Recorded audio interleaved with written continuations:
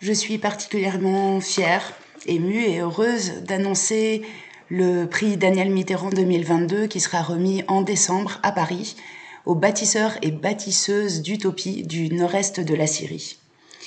Un territoire que l'on pourrait qualifier de dystopique, tissé d'oppression séculaire contre les Kurdes et leur culture, de conflits armés face à Daesh, d'attaques et d'invasions régulières de l'armée turque.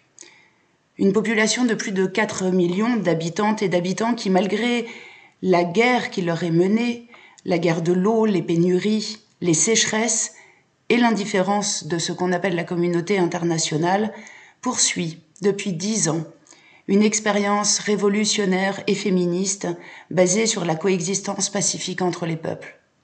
Une population pourtant aujourd'hui encore bombardée de Kamishlo à Kobané. C'est dire si cette mise en lumière du prix Daniel Mitterrand n'est pas anodine.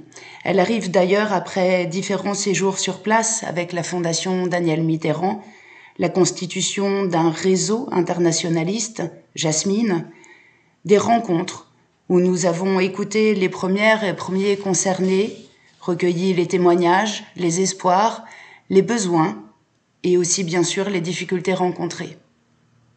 C'est important car ce n'est pas comme si nous avions des milliers d'exemples révolutionnaires dont nous inspirer. Et nous avons beaucoup à apprendre du nord-est syrien qui vit aujourd'hui sans État, sans argent et sans électricité.